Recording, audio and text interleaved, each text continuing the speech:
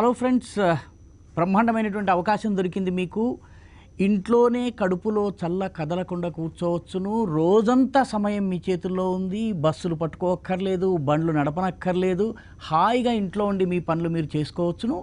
ఈ పని చేస్తూ ఈ కరోనా లాక్డౌన్ పేరిట మీకు లభించినటువంటి సదవకాశాన్ని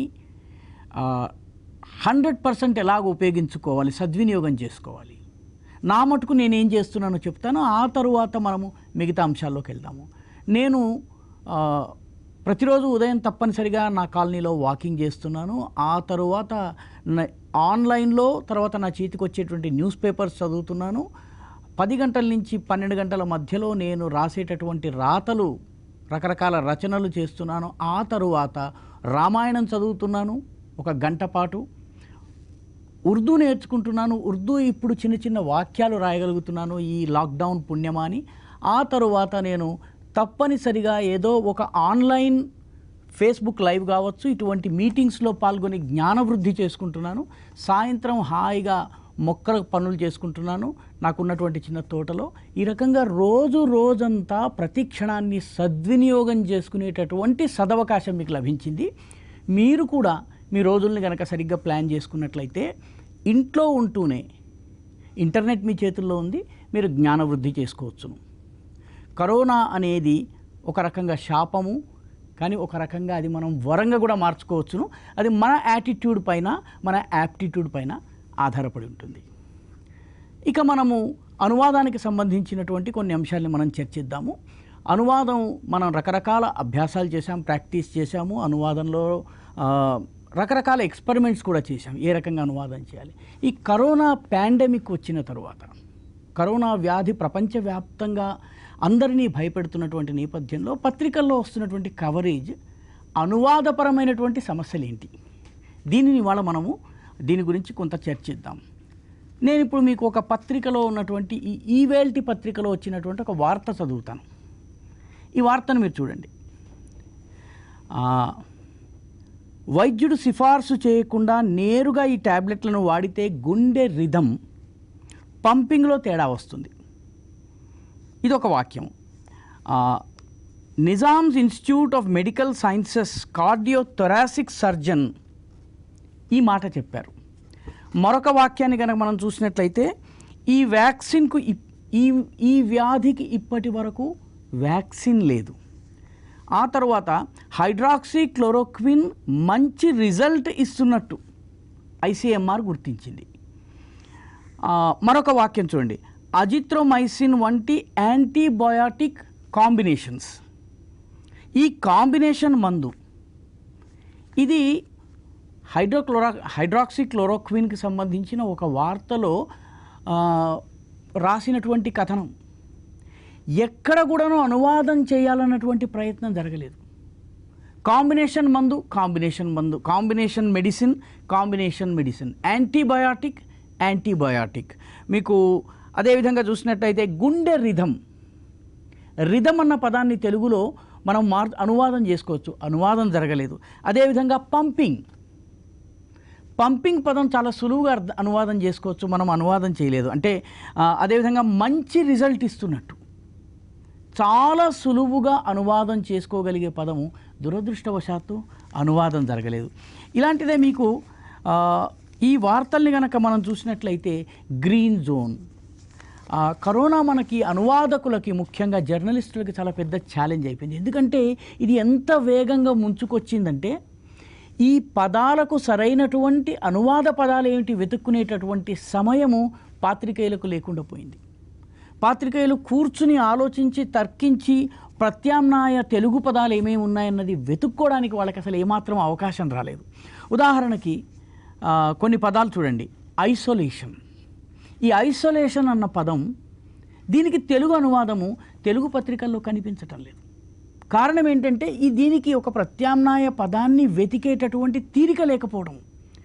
కరోనా వార్తలు ఎంత ఇబ్బడి ముబ్బడిగా వచ్చి, కుప్పలు తెప్పలుగా వచ్చి మన మీద పడుతున్నాయంటే, అనువాద పదాలను మనము వెతుక్కునేటటువంటి సమయం సబ్ ఎడిటర్స్కి, అనువాదకులకి లభించటం లేదు. ఉదాహరణకి isolation, containment, quarantine, vaccination, pandemic, epidemic, endemic, mask, మనం ముఖానికి పెట్టుకునేటువంటి mask.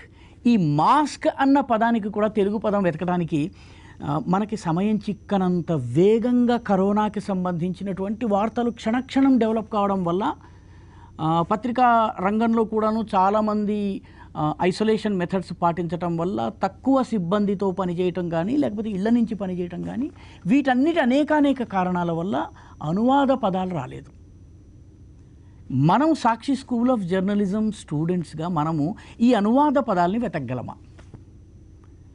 This is a challenge to you, this is a task before you. నేను మళ్ళీ పదాలని చదువుతాను, మీరు దయచేసి రాసుకోండి. రాసుకుని ఈ పదాలకు సరైన తెలుగు పదాలు ఏమి ఉంటే బాగుంటుంది, మీరు ఒక చిన్న ఎక్సర్సైజ్ చేయండి. ఈ పదాలను మీరు వీటికి అనువాద పదాలను సృష్టించేందుకు ప్రయత్నించండి.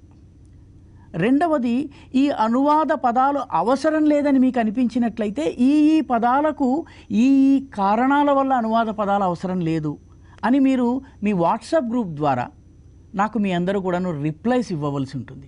ఇది మీకు ఇచ్చేటటువంటి టాస్క్. ఉదాహరణకి మొట్టమొదటి వర్డ్ జాగ్రత్తగా వినండి, isolation. Isolation, ISOLATION,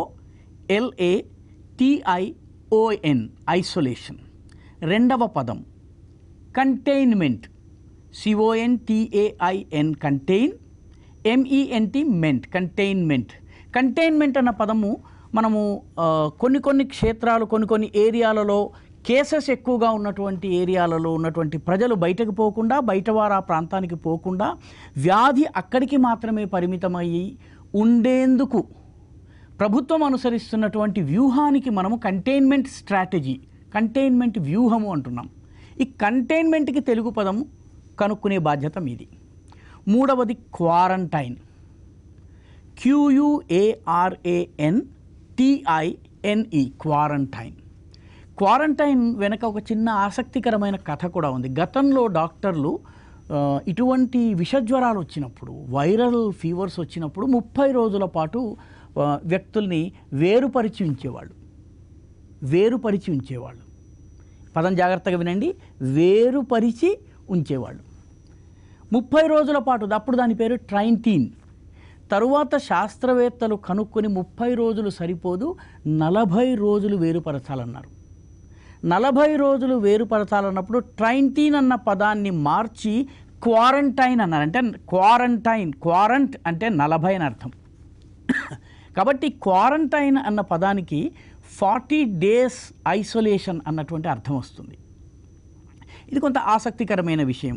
vaccination, VACCINATION, vaccination. Pandemic, PANDEMIC. మీకు గుర్తుండే ఉంటుంది, మన సాక్షి స్కూల్ ఆఫ్ జర్నలిజం క్లాసెస్లో మనము ఎండెమిక్, ఎపిడెమిక్, పాండమిక్ ఈ 3 పదాల గురించి చాలా విస్తృతంగా చర్చించాం. వీటిని ఏ రకంగా అనువాదం చేయాలన్నటువంటి విషయంలో కూడా మనము చర్చించాము.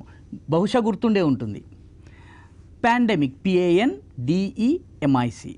ఆ తర్వాత endemic, ENDEMIC, endemic. Epidemic, EPIDEMIC, epidemic. తరువాత మాస్క్, MASK, మాస్క్. దీని తర్వాత గ్రీన్ జోన్ అన్నటువంటి పదాన్ని, రెడ్ జోన్, గ్రీన్ జోన్ అన్న పదాన్ని కూడా మన ప్రభుత్వము, మన అధికారులు ఎవరైతే అధికార యంత్రాంగం కరోనాతో ఫైట్ చేస్తున్నటువంటి, కరోనా అరికట్టేందుకు పోరాడుతున్నటువంటి అధికారులు కొన్ని జోన్స్ని, కొన్ని ప్రాంతాలని గ్రీన్ జోన్స్గా, కొన్ని ప్రాంతాలని రెడ్ జోన్స్గా చెప్పారు. సో ఈ గ్రీన్ జోన్స్ని, రెడ్ జోన్స్ అన్నటువంటి పదాలని మనం అనువాదం చేయవచ్చా? చేస్తే ఏ పదాలని వాడాలి? ఇది మీరు ఆలోచించండి. ఈ క్లాస్ విన్న తరువాత మీరు కొంత మెదడుకు పదును పెట్టి ఆలోచించి పదాలను సృష్టించినట్లయితే మీరు పత్రికా రంగానికి కొంత తోడ్పడిన వాళ్ళు కూడా అవుతారు. మంచి పదాలు మీరు వెతికినట్లయితే చాలా బాగుంటుంది. దయచేసి ముక్క అనువాదం చేయకండి. అంటే అక్కడ ఏ పదం ఉందో ఆ పదాన్ని లాక్ డౌన్ అంటే తాళం కింద అని అనువాదం చేశారనుకోండి, మనం క్లాసుల్లో కూడా చెప్పుకున్నాం, మీకు గుర్తుండే ఉంటుంది. టెంపుల్ స్టెప్స్ గోల్డెన్ ఫాదర్, గుర్తుంది కదా. Temple steps golden father, Gudimetla Bangarayya అన్న పేరుని ఇంగ్లీష్లో అనువాదం చేశాడు ఒక మహానుభావుడు. గుడి కాబట్టి టెంపుల్, మెట్లు కాబట్టి స్టెప్స్, బంగారం కాబట్టి గోల్డెన్, అయ్య అంటే ఫాదర్, తండ్రి కాబట్టి ఫాదర్. గుడిమెట్ల బంగారయ్య అంటే టెంపుల్ స్టెప్స్ గోల్డెన్ ఫాదర్ అని అనువాదం చేశారు. అటువంటి అనువాదాలు చేయకుండా ఏ పదాలను ఉపయోగిస్తే బాగుంటుందో, ఏ పదాలను పత్రికల్లో వాడితే బాగుంటుందో మనం తీరికగా ఉన్నాం కాబట్టి మనము సలహా ఇచ్చే అవకాశం ఉంది. నెమ్మదిగా ఈ పదాలు ప్రచారంలోకి రావచ్చును. ఒక పత్రిక కంటైన్మెంట్కి నియంత్రణ ప్రదేశాలు అని చెప్పి అనువాదం చేసింది, అది తప్పు అని నా అభిప్రాయం. నియంత్రణ అంటే కంట్రోల్ అన్నటువంటి అర్థం వస్తుంది. కంటైన్మెంట్ పరిసీమితం చేయటం లేక పరిమితం చేయటం, దానిని ఏ రకంగా అనువదించాలి, మీ మెదడుకి మేత పెట్టండి. కాబట్టి కరోనా వచ్చినప్పుడు, కరోనాకు సంబంధించినటువంటి వార్తలను చదువుతున్నప్పుడు అనేక కొత్త ఇంగ్లీషు పదాలు వచ్చినాయి. ఈ ఇంగ్లీషు పదాల యొక్క అర్థం తెలుసుకుని అర్థాన్ని వివరించే ప్రయత్నం చేయవచ్చును. ఒకవేళ మనకి పదానికి ప్రతిపదం దొరకనట్లయితే, ప్రత్యామ్నాయమైనటువంటి ప్రతిపదం దొరకనట్లయితే మనము చాలా సులువుగా ఆ అర్థం వచ్చేటటువంటి అర్థానికి సంబంధించిన వివరణ ఇవ్వచ్చు. వివరణ ఇచ్చి మనము పాఠకుడికి విషయాన్ని అర్థం చేయించేటటువంటి ప్రయత్నం చేయించవచ్చు. ఉదాహరణకి కంటైన్మెంట్ స్ట్రాటజీ అన్న పదము గ్రామీణ పాఠకుడికి అర్థమవుతుందా? తెలుగు పత్రికలలో ఎక్కువ మంది చదివే వాళ్ళు, ఎక్కువ మంది గ్రామీణ ప్రాంతంలో ఉండేటటువంటి రైతాంగము, రైతు కూలీలు, చిన్న వ్యాపారులు, చిన్న ఉద్యోగాలు చేసుకుంటున్నటువంటి వ్యక్తులు ఉంటారు. వీళ్లకు ఇంగ్లీష్ ఎక్కువగా రాదన్నది మనందరికీ తెలిసినటువంటి విషయం. కంటైన్మెంట్ స్ట్రాటజీ, ఐసోలేషన్ వార్డ్, అదేవిధంగా మనము క్వారంటైన్, ఇటువంటి పదాలను మనము వాడుతున్నప్పుడు వాటిని వివరించినట్లయితే కూడా కొంత మనము ఉపయోగపడిన వాళ్ళమవుతాము. వాళ్ళకి కాన్సెప్ట్ అంటే విషయము, దీని యొక్క అర్థం ఏంటన్నది మనం వివరించడంలో విజయం సాధిస్తాము. క్వారంటైన్కి సంబంధించి ఇందాక మనము 40 days అన్న పదం నుంచి క్వారంటైన్ వచ్చిందని మనం చెప్పుకున్నాము. అట్లాంటిదే క్వారంటైన్తో మన హైదరాబాదు చరిత్రతో ముడిపడ్డటువంటి ఒక ఆసక్తికరమైన విషయం ఉంది. అనువాదంతో సంబంధం లేదు, కానీ ఆసక్తి కోసం చెప్తున్నాను. మన హైదరాబాదులో నారాయణగూడ ప్రాంతంలో, బర్కత్పుర ప్రాంతంలో కోరంటీ హాస్పిటల్ ఉంది. కోరంటీ హాస్పిటల్ అన్న పేరు, వాస్తవానికి కోరంటీ హాస్పిటల్ అసలు పేరేంటో తెలుసునండి? క్వారంటైన్. 1918 నుంచి 19 ప్రాంతంలో విషజ్వరము, స్పానిష్ ఫ్లూ వ్యాపించి ఈ ప్రాంతమంతా కూడాను ప్రజలు పిట్టల్లా రాలిపోతున్నప్పుడు వాళ్ళని క్వారంటైన్ చేయవలసినటువంటి అవసరం వచ్చింది.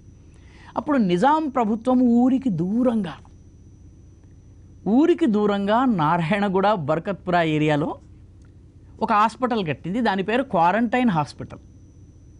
ఆ క్వారంటైన్ హాస్పిటల్ అన్నది ప్రజలు పలకలేకపోయారు, ఎందుకంటే చాలా టంగ్ ట్విస్టర్, అది నాలిక మెలిక పడేటటువంటి పదం కాబట్టి క్వారంటైన్ అనలేక ప్రజలు కోరంటీ అంటూ ఉన్నారు. ఆ రకంగా దాని పేరు కోరంటీ హాస్పిటల్. కోరంటీ అనేది వాస్తవానికి క్వారంటైన్ అన్న పదం నుంచి వచ్చింది. అక్కడ పాపము రోగులు లోపల ఉండేవాళ్ళు, ఎవరిని లోపలికి వెళ్ళనిచ్చేవాళ్ళు కాదు. కానీ రోగి లోపల ఉన్నప్పుడు పాపం ప్రజలు, వాళ్ళ బంధువులు ఎవరైతే ఉన్నారో వాళ్ళు బయట క్యాంప్స్ కట్టుకుని ఉండేవాళ్ళు. 1 number camp, 2 number camp, 3 number camp, అట్లా 6 నంబర్ క్యాంప్ వరకు ఉండేవాళ్ళు. అందుకనే ఎవరైనా ఉస్మానియా యూనివర్సిటీ నుంచి బర్కత్పుర వైపు వెళ్తుంటే అక్కడ 6 నంబర్ అని ఒక బస్ స్టాప్ ఉంటుంది. 6 నంబర్ ఎందుకు? అంతకుముందు 5 నంబర్ లేదు, ఆ తర్వాత 7 నంబర్ లేదు, 6 నంబర్ ఒకటే ఎందుకుంది అని మనలో చాలామందికి అనుమానం వచ్చి ఉండేది. ఎందుకు దీని పేరు 6 నంబర్ అంటే 6 నంబర్ క్యాంపు, అతిపెద్ద క్యాంపు, ఆ క్యాంప్ అక్కడ ఉండేది. కాబట్టి ఈ క్వారంటైన్ అన్న పదానికి దాదాపు 100 సంవత్సరాల చరిత్ర ఉంది. మన హైదరాబాదు చరిత్రతో కూడా అది ముడిపడింది. ఇంకా తమాషా విషయం ఏంటంటే, ఊరికి బయట అని వాళ్ళు చెప్పినటువంటి ప్రదేశం ఏదైతే ఉందో అది నారాయణగూడ, బర్కత్పుర ఏరియా. ఈరోజు చాలా బిజీ సెంటర్. అప్పట్లో హుసేన్ సాగర్ నీళ్లు వెళ్తూ అక్కడంతా కూడా చాలా బురదగా ఉండేది, ఆ బురదలో పులులు తిరుగుతూ ఉండేవట. అటువంటి ప్లేస్లో ఈ హాస్పిటల్ని కట్టారు. ఎందుకంటే ఊరికి దూరంగా కట్టాలి అన్నట్లయితే ఇటువంటి ఐసోలేషన్ వార్డ్స్. ఇప్పుడు మనం ఏం చేస్తున్నాము, శంషాబాద్ నుంచి దిగిన ప్రయాణికుల్ని ఇమీడియట్లీ వికారాబాద్లో ఉన్నటువంటి అనంతగిరి హిల్స్కి తీసుకెళ్తున్నాం క్వారంటైన్ చేయడానికి. ఊరికి దూరంగా. ఆ రోజుల్లో ఊరికి దూరం బర్కత్పుర, నారాయణగూడ. ఆసక్తి కోసం చెప్పినటువంటి విషయం. కాబట్టి ఈ పదాలకు ప్రత్యామ్నాయ పదాలను మనం వెతికేటటువంటి పనిని గనక పెట్టుకున్నట్లయితే ఇదొక హోంవర్క్ లాగా భావించండి. దీని మీద కొంత కసరత్తు చేయండి. అనువాదపరమైనటువంటి ఈ కరోనాకి సంబంధించి వస్తున్నటువంటి వార్తలను జాగ్రత్తగా పరిశీలించండి. పరిశీలించి ఏ ఇంగ్లీషు పదాలను వాడుతున్నారో చూడండి. ఆ ఇంగ్లీషు పదాలకి ప్రత్యామ్నాయ పదాలు మనం వాడొచ్చునా, ఎంత మేరకు కొత్త పదాలు ఈ అనువాదం కోసము మనకి కొత్త కొత్త పదాలు ఎన్నొచ్చినాయి. మనం ఒకసారి గతంలో క్లాస్లో కూడా దీనికి సంబంధించినటువంటి డిస్కషన్ చేశాము. కొత్తగా వస్తున్నటువంటి పదాలు ఎపిడెమిక్, పాండమిక్, ఎండెమిక్, ఇటువంటి పదాలు ఎన్నొచ్చినాయి. వ్యాక్సినేషన్ ఉంది. దీనిలో కొన్ని కొత్త కాన్సెప్ట్స్ కరోనాలో కరోనా వ్యాధికి సంబంధించిందన్న ఫ్లాటనింగ్ ది కర్వ్ అన్నటువంటి కాన్సెప్ట్ వచ్చింది. నేను ఈ కాన్సెప్ట్ని మీకు వివరిస్తాను. దీన్ని తెలుగులో అనువాదం ఎలా చేయాలన్నటువంటి టాస్క్ మీది. ఫ్లాటనింగ్ ది కర్వ్ అంటే మనం గ్రాఫ్లో చూస్తాం. గ్రాఫ్ ఈ రకంగా వెళ్తుంది, ఈ రకంగా పైకి వెళ్తుంది. ఈ గ్రాఫ్ ఎంత వేగంగా గ్రాఫ్ సడన్గా పైకి వెళ్ళింది అనుకోండి, దాని అర్థం ఏంటంటే ఒక్కసారి వ్యాధులు, కరోనా పాజిటివ్ కేసులు పెరుగుతున్నట్టుగా అర్థం. కాబట్టి దీనిని ఎంత నెమ్మదించగలిగితే, ఈ ఎదుగుదలని ఎంత స్లో చేయగలిగితే, స్లో చేసినా కొద్దీ అది ఇలా పైకి వెళ్ళే బదులు నెమ్మది ఇలా వెళ్తుంది, ఈ రకంగా వెళ్తుంది. ఇలా నెమ్మదిగా నిదానంగా వెళ్ళడం ఏదైతుందో, ఇది జరిగినట్లయితే, కేసులు తక్కువైనట్లయితే మన దగ్గర ఉన్నటువంటి వైద్యపరమైనటువంటి మౌలిక వసతులు ఈ రోగులకు చికిత్స చేసేందుకు సరిపోతాయి. ఒకవేళ ఈ ఎక్స్పోనెన్షియల్గా పెరిగినట్లయితే, ద్విగుణీకృతం బహుకృతం అయిపోతున్నట్టు బహుళీకృతం అయిపోయినట్లయితే మన దగ్గర ఉన్నటువంటి హాస్పిటల్స్, మన దగ్గర ఉన్నటువంటి బెడ్స్, మన దగ్గర ఉన్న వెంటిలేటర్స్ సరిపోవు. కాబట్టి ఈ కర్వ్ ఏదైతే ఉందో, ఈ వంపు ఏదైతే ఉందో, దీనిని వీలైనంత వరకు చదును చేయవలసినటువంటి అవసరం ఉంది. దీనిని flattening of the corona curve అంటున్నారు. ఏ దేశమైతే కరోనాను కర్వ్ని ఫ్లాటన్ చేయగలుగుతుందో ఆ దేశం విజయం సాధిస్తుంది. అమెరికాలో మీరు చూడండి, అమెరికాలో కేసులు ఈరోజు లక్షల సంఖ్యలో ఉన్నాయి. చనిపోతున్న వాళ్ళ సంఖ్య కూడా రోజుకి 1000-2000 మంది చనిపోతున్నారు. వాళ్ళు ఆ కర్వ్ని ఫ్లాటన్ చేయలేకపోయారు. భారతదేశం ఆ విషయంలో చాలా విజయం సాధించింది. సో ఈ ఫ్లాటనింగ్ ఆఫ్ ది కర్వ్ అన్న పదాన్ని మనము తెలుగులో ఏ రకంగా అనువాదం చేస్తాం, ఇదొక టాస్క్. మీరు దీనిపైన ఆలోచించండి. ఈ ఫ్లాటనింగ్ ఆఫ్ ద కర్వ్ అనేటటువంటి కాన్సెప్ట్ని మనం తెలుగులో ఎలా ఎక్స్ప్లెయిన్ చేస్తాం? మీ రిప్లైస్ మీరు వాట్సాప్ ద్వారా మన గ్రూప్లో, స్టూడెంట్స్ గ్రూప్ ఏదైతే ఉందో ఆ గ్రూప్లో కనుక మీరు పెట్టినట్లయితే వాటిని మనం అధ్యయనం చేయవచ్చును. అందులో ఎవరైనా అద్భుతమైనటువంటి వివరణ ఇచ్చేటటువంటి వాక్య నిర్మాణ సామర్థ్యం కానీ, అభివ్యక్తి సామర్థ్యం కానీ బాగా ఉన్నటువంటి వాళ్ళు చెప్పడానికి వీలుంది. మంచి అభివ్యక్తి వచ్చే అవకాశం ఉంది. మనము రేపు ఫీల్డ్లోకి వెళ్ళి మనము సబ్ ఎడిటర్స్గా, అనువాదకులుగా పనిచేసేటప్పుడు ఇటువంటి ప్రయోగాలను మనం చేయగలుగుతాం. కాబట్టి flattening of the corona curve, ఈ పదాన్ని తెలుగులో ఎలా ఎక్స్ప్లెయిన్ చేయాలి? ఒక ప్రత్యామ్నాయమైనటువంటి అనువాద పదం మన దగ్గర ఉందా? ఇది వెతికే టాస్క్ కూడా మీకు పెట్టాను. కాబట్టి ఇప్పుడు మీ దగ్గర దాదాపు ఒక 15 పదాలు ఈ ఫ్లాటనింగ్ ఆఫ్ ది కర్వ్, దీనికి సంబంధించినటువంటి వివరణ, అనువాద పదం, ఇవన్నీ కూడా మీరు చేయవలసినటువంటి టాస్క్ మీకు ఇవ్వడం జరుగుతుంది. మీ అందరి రిప్లైస్ మీరు మీ వాట్సాప్ గ్రూప్ ద్వారా పంపించాల్సి ఉంటుంది. కాబట్టి ఈ కరోనా ఎక్స్పీరియన్స్ని మనము ట్రాన్స్లేషన్ ఎక్స్పీరియన్స్గా ఎట్లా మార్చుకోగలం? ఇంగ్లీష్ పత్రికల్లో చదవండి. ఇంగ్లీష్ పత్రికల్లో వస్తున్నటువంటి అభివ్యక్తికి సమానార్థకమైనటువంటి అభివ్యక్తి మన తెలుగు పత్రికల్లో వస్తున్నదా? ఉదాహరణకి, కరోనా వల్ల ఆటోమొబైల్ రంగం కుదేలైపోయింది. టూరిజం అండ్ హాస్పిటాలిటీ రంగం, పర్యటన మరియు హోటల్ రంగం ఏదైతే ఉందో, ఆతిథ్య రంగము, హాస్పిటాలిటీ అంటే ఆతిథ్య రంగము, ఈ ఆతిథ్య రంగము, పర్యటన రంగం కుదేలైపోతున్నాయి. వాటిలో ఉన్నటువంటి బుకింగ్స్ అన్నీ కూడా ఖాళీ ఉన్నాయి. హోటళ్ళ యొక్క ఆక్యుపెన్సీ రేట్ తగ్గిపోయిందంటే హోటళ్ళల్లో ఉన్నటువంటి రూమ్స్ని ఆక్యుపై చేసుకోవడం, అందులో ఆ రూముల్లో వెళ్ళి ఉండేటటువంటి పర్యాటకుల సంఖ్య తగ్గుతుంది. ఇటువంటి వార్తలు మనకి తెలుగులోనూ వస్తున్నాయి, ఇంగ్లీష్లోనూ వస్తున్నాయి. ఒకే రోజున ఆటోమొబైల్ రంగానికి సంబంధించినటువంటి వార్త యుఎన్ఐ ద్వారానో, పీటీఐ ద్వారానో, లేకపోతే మిగతా ఏజెన్సీ ద్వారానో మనకి ఇంగ్లీష్లోనూ వస్తుంది, అదే తెలుగు పత్రికల్లోనూ వస్తుంది. కాబట్టి ఈరోజు ఆన్లైన్ ద్వారా మీరు ఇంటర్నెట్లో మీరు ఈ పేపర్స్ని చూసి ఈ అనువాద పదాలను కంపేర్ చేయడానికి ప్రయత్నించండి. ఈ రెండింటిని సరిపోల్చడానికి ప్రయత్నించండి. ఈ రెండింటి ఒక తులనాత్మక అధ్యయనం చేయండి. సో కరోనాని మనము ఒక లెర్నింగ్ ఎక్స్పీరియన్స్గా, ఒక అధ్యయన ప్రయత్నంగా మనం ఎట్లా మార్చుకోవచ్చును. కాబట్టి రానున్నటువంటి మరొక 15-20 రోజుల వరకు మనకు ఐసోలేషన్ తప్పదు, హోమ్ క్వారంటైన్ తప్పదు, లేదా మనము లాక్డౌన్ తప్పదు. ఇటువంటి పరిస్థితుల్లో ఈ వార్తలను కంపేర్ చేయటం మనం చేయగలమా? ఇంగ్లీష్లో ఆటోమొబైల్ రంగం గురించి వార్త వస్తుంది, లేకపోతే ప్రపంచంలోని టూరిజం రంగం కుదేలవుతుందన్నటువంటి వార్త వస్తుంది. అదే వార్త తెలుగులో వస్తుంది. తెలుగులో వచ్చినటువంటి వార్తను, ఇంగ్లీష్లో వచ్చినటువంటి వార్తను అనువాదపరంగా వాళ్ళు ఏ ప్రయత్నాలు చేశారు, ఆ ప్రయత్నాలలో మీరు సరైనటువంటి పదాలు పడ్డాయని భావిస్తున్నారా? ఇది ఒక మీ అంతటా మీరు ఒక అధ్యయనంగా చేయవచ్చును. 2-3 తెలుగు పత్రికలు ఈ పేపర్స్ని మీరు కనుక డౌన్లోడ్ చేసుకున్నట్లయితే ఒకే రకమైన అభివ్యక్తిని ఏ పత్రిక ఏ పదజాలంతో పాఠకుడికి అందించిందన్నది కూడా మీరు ఒక కంపారిజన్ చేయగలరు. కాబట్టి రోజులో ఒక్క వార్తను తీసుకుని మీరు అనాలిసిస్ చేసినప్పటికి కూడాను మీకు 3 రకాల పదాలు, 3 రకాల ప్రత్యామ్నాయ పదాలు మీకు లభిస్తాయి. ఒకటి. రెండవది, ఏ పత్రిక చేసినటువంటి అనువాదము సర్వోత్తమంగా ఉంది, సర్వోత్కృష్టంగా ఉందన్నది మీ అంతటా మీరు ఒక అంచనాకి రావచ్చు. ఈ పదజాలాన్ని మీరు నోట్ చేసుకున్నట్లయితే భవిష్యత్తులో మీరు అనువాదం చేయవలసినటువంటి పరిస్థితి వచ్చినప్పుడు దాన్ని, ఈ అనుభవాలను మీరు ఉపయోగించుకోవడానికి వీలుంటుంది. కాబట్టి ఈ సందర్భాన్ని మీరు ఉపయోగించుకోగలిగినట్లయితే, ఈ సందర్భాన్ని మీరు గనక పూర్తిగా సద్వినియోగం చేసుకోగలిగినట్లయితే అనువాద ప్రక్రియలో మీరు నిష్ణాతులు కాగలరు. కాబట్టి మిత్రులారా, ఈ సమయాన్ని అనువాద పటిమను పెంచుకునేందుకు మీరు ఉపయోగించుకోండి. అనువాద పటిమను చేయడానికి 3 పద్ధతుల్ని మీ ముందుంచాను. మొట్టమొదటిది కొన్ని పదాలు చెప్పాను, వ్యాక్సినేషన్, ఎండెమిక్, పాండమిక్, ఇటువంటి పదాలు. ఆ పదాలకు ప్రత్యామ్నాయ పదాన్ని మీరు వెతకాలని చెప్పాను.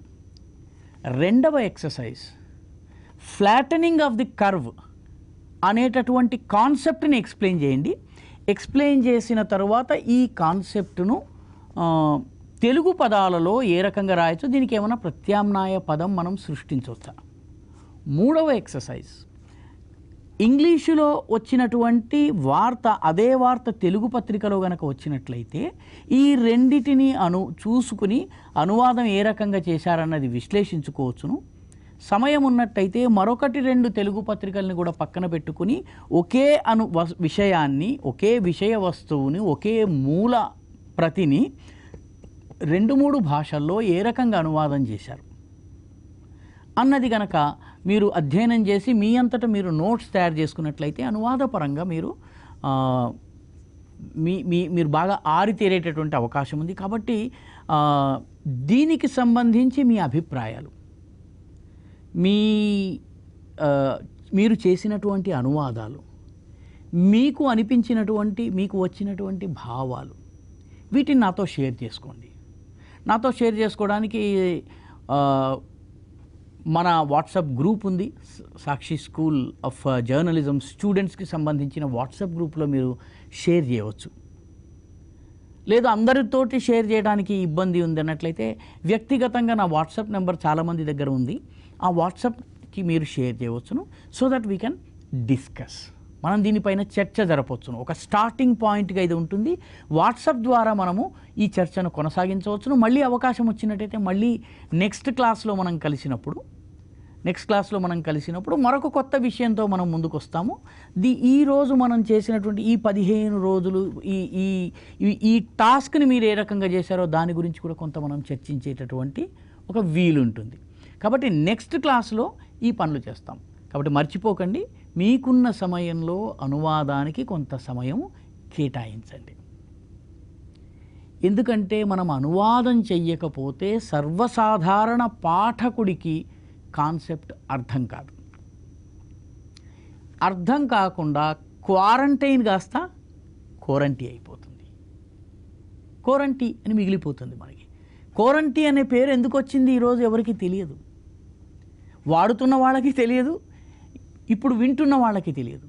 కాబట్టి మనము గనక సరైనటువంటి పదాలను సృష్టించకపోయినట్లయితే, అనువాద పదాలను సృష్టించకపోతే ఇటువంటి అనర్థాలు జరుగుతాయి. క్వారంటీగా మిగిలిపోతుంది. క్వారంటీ ఎందుకు వచ్చిందన్నది తెలియదు మనకి. సో సరైన పదాలను వెతికేటటువంటి ప్రక్రియ. ఎందుకంటే కరోనా హఠాత్తుగా వచ్చి మన మీద పడింది. మనకు ఊపిరి సలపనీయకుండా కరోనా వార్తలు వస్తున్నాయి. కాబట్టి డెస్క్లో ఉన్నటువంటి వాళ్ళు చాలా ఇబ్బందుల మధ్య పత్రికల్ని తీసుకొస్తున్నారు. ఎందుకంటే లాక్డౌన్ వల్ల వాళ్ళు కూడా ప్రభావితులు.